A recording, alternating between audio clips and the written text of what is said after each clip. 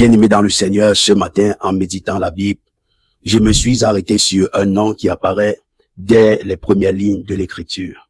Et ce nom, c'est Elohim.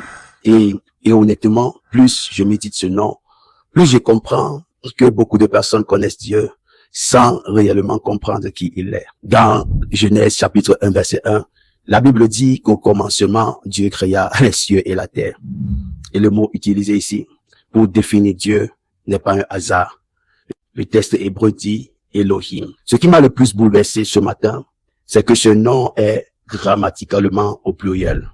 Mais pourtant, il parle d'un seul Dieu. Comme un journaliste qui essaye de mener des enquêtes sur un mystère, je me suis posé cette question. Pourquoi Dieu choisit-il de se présenter ainsi dès le commencement? Et la réponse, bien aimée, était assez profonde. Elohim révèle un Dieu tellement grand, si grand qu'aucune dimension de la vie humaine ou de la vie matérielle ne peut en aucun cas le contenir. Je me suis donc rendu compte que avant les océans, avant la terre, avant les montagnes, avant la lune et les étoiles, avant les nations, avant tout système humain, Elohim existait déjà. Voici ce qui m'a le plus marqué. Quand la terre était informe et vide, elle était couverte de ténèbres.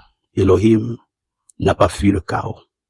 Il est entré dans ce ténèbre afin de créer le luminaire. Il a créé, bien aimé, au milieu du chaos.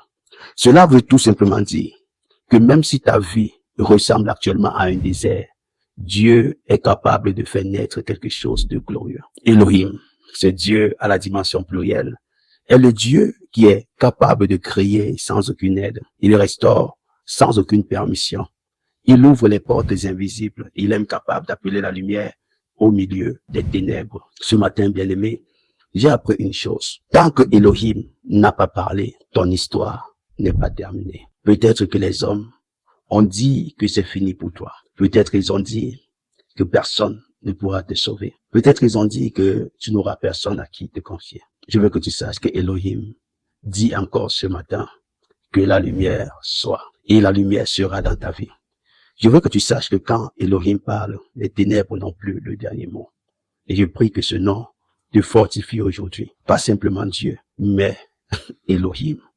Le Dieu créateur, le Dieu tout-puissant, le Dieu qui transforme, le Dieu qui appelle, le Dieu qui nomme et le Dieu qui ordonne. Elohim est encore capable de recommencer ce que la vie avait réellement détruit en toi.